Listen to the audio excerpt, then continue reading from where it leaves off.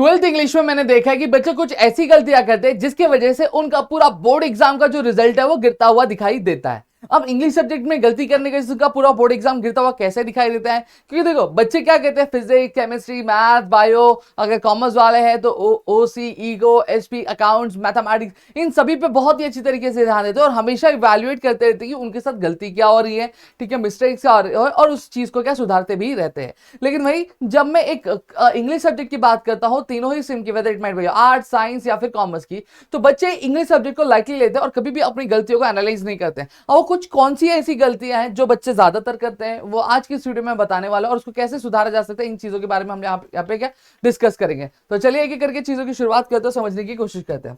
यहाँ पे सबसे पहली चीज अगर मैं बात करूं तो अब सबसे पहली गलती क्या होती है? सबसे पहली गलती ये होती है कि बच्चे नॉवल में ये चीज करते हैं कि वो ज्यादातर जो नॉवेल्स में जितने भी टेक्स्ट होते हैं, जो कैरेक्टर स्केच होता है, ठीक है, साथ ही साथ जो थीम होता है, जो प्लॉट होता है, उसको हमेशा एज इट इज क्या रट्टा मारने की कोशिश करते हैं। एक चीज पता है, हाँ, चीटकुटिया, ठीक है, तो वो क्या करते हैं, वो हमेशा रट्टा मारने की कोशिश करते हैं। देखो सबसे पहली चीज अगर मैं बात करूं तो आपको जो थीम हो गए, जो कैरेक्टर स्केच हो गए, जो प्लॉट्स हो गए, उनको कभी भी आपको रट्टा नहीं मारना, उनको हमेशा आपको क्या करना है, समझना, और उसके जो निमोनिक्स होते हैं वो निमोनिक्स के मदद से आपको क्या उसको लर्न कर लेना चाहिए। फिर दूसरी चीज अगर मैं बात करूं, इग्नोरिंग राइटिंग स्किल्स। अब यहां पे दूसरी जो गलती होती है वो यह होती है कि वो राइटिंग स्किल्स को क्या इग्नोर करते हैं। उनका क्या कहना रहता है कि भाई हम क्या करेंगे, हम लास्ट टाइम पे फॉर्मेट देखेंगे और एज पर दी फॉर्मेट हम क्या करेंगे, राइटिंग स्किल को लिख के आ जाएंगे। नहीं, राइटिंग स्किल में सिर्फ आपको फॉर्मेट लिख के कुछ नहीं होता है। देखो सबसे पहली चीज आपको यहाँ पे ये ध्यान देना पड़ेगा कि फॉर्मेट मैटर करता है, लेकिन फॉर्मेट के साथ ही साथ आपको ये भी समझना पड़ेगा कि जैसे डीवीएम हो गया, ड्राफ्टिंग ऑफ वर्चुअल मैसेज हो गया। अब इस ड्राफ्टिंग ऑफ वर्चुअल मैसेज में हमें किस किस टाइप के क्या क्वेश्चंस पूछे जाते हैं और हर एक टाइप के क्वेश्चंस को हमें क्या प्रैक्टिस करना पड़ेगा। साथ ही साथ अगर मैं बात करूं, जो बीच का हम पैरा लिखते हैं यानी जो कंटेंट लिखते हैं, उस कंटेंट को भी एनहांस करने की हमें कोशिश करनी पड़ेगी। अब हम पढ़ रहे हैं हम 12th स्टैंडर्ड में, और अगर 10th स्टैंडर्ड या फिर 9th स्टैंडर्ड से कंटेंट लिखे तो बड़ा ऑब्वियस बात है हमारे मार्क्स वहां पे क्या डिडक्ट होना स्टार्ट हो जाएंगे। तो हमें दूसरी चीज इस तरीके से सुधारनी है। फिर तीसरा अगर मैं बात करूं, नॉट बिल्डिंग अप वोकैबुलरी। अब आपको पता है इंग्लिश के पेपर में हमारा जब सीन पैसेज की बात होती है, अनसीन पैसेज की बात होती है, तो हमारा एक क्वेश्चन वोकैबुलरी वाला भी आता है, ठीक है। तो बच्चे क्या करते हैं कि जो वोकैब के जो क्वेश्चंस होते हैं, वोकैब के क्वेश्चंस में हमेशा कंफ्यूज हो जाते हैं और हमेशा आपके वो रैंडम कोई भी वर्ड उठा के क्या लिख देते हैं। इसको क्या करना पड़ेगा, उनको सबसे पहली चीज, जब वो टेक्स्ट बुक रीड करते हैं तो टेक्स्ट बुक रीड करते टाइम उनको जो भी वर्ड्स हार्ड लगते हैं उस वर्ड्स को अंडरलाइन करके उनको क्या करना है, उनको टेक्स्ट बुक का जो हेडर और जो फुटर होता है उस हेडर और फुटर में वो वर्ड्स को लिखना और उनके जो मीनिंग्स है वो मीनिंग्स वहां पे उनको साइड में क्या लिखने। इससे होगा क्या, इससे ये चीज होगी, उनको वोकैब का पूरा आइडिया आएगा और साथ ही साथ जो भी वोकैब्स अगर जैसे एक पेज में उनको अगर 10 वर्ड्स मिल रहे हैं, ठीक है, जो 10 वर्ड्स उनको हार्ड है, तो डेली बेसिस पे एक दिन आपको 5 वर्ड्स करने, दूसरे दिन 5 वर्ड्स करना है, वैसे ही आगे के चैप्टर्स के लिए आपको चीजें रिपीट करते हुए क्या जानी है। फिर अगर मैं बात करूं नो टाइम्ड राइटिंग प्रैक्टिस। अब यहां पे अगर हम बात करें तो इंग्लिश का पेपर, कई बार आपने सुना होगा कि इंग्लिश का पेपर छूट जाता है, आता हुआ आंसर हम नहीं लिख पाते। रीजन क्या होता है, वहां पे हम आपकी डेडिकेटेड टाइम वाइज क्या प्रैक्टिस नहीं करते। आप सबसे पहली चीज, आपको स्टार्टिंग से ही आपको टाइम के हिसाब से प्रैक्टिस करने की जरूरत नहीं है।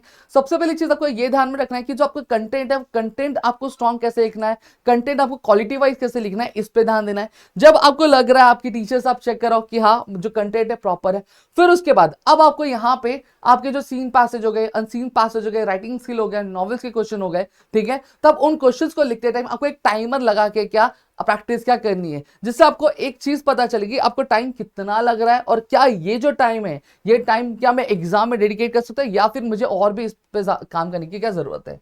फिर आता है रीडिंग विदाउट रिवीजन। आप सबसे पहली चीज यहां पे ये समझना है कि आप कोई भी जो चैप्टर करो उस चैप्टर की स्टोरी समझ लोगे तो नहीं होगा, ठीक है। जैसा अगर मैं पिछले बोर्ड एग्जामिनेशन की बात करूं तो सोपी वाला एक हमें क्वेश्चन आया था, ठीक है, सीन पैसेज में, और पहला ही क्वेश्चन था और बहुत सारे बच्चे ऐसे थे जिनको सोपी वाले क्वेश्चन में ही उनका आधा घंटा 45 मिनट क्या चला गया था और जिसकी वजह से उनका बाकी का जो क्वेश्चन है वो छूट गया था। रीजन क्या था, रीजन ये था कि बहुत सारे बच्चे ऐसे थे जिन्होंने जो प्रो सेक्शन है 8 के 8 चैप्टर की सिर्फ समरी रीड करके गए थे या फिर सिर्फ स्टोरी में क्या है वो रीड के कर गए थे, और बहुत सारे बच्चे ऐसे भी थे जिनको प्रोस में क्या है, स्टोरी क्या है, कहानी क्या है, इसके बारे में पता ही नहीं था। और इसके वजह से उनको उनका जो मोस्ट ऑफ द जो टाइम था वो सुप्पी वाली क्वेश्चन में ही रह गया।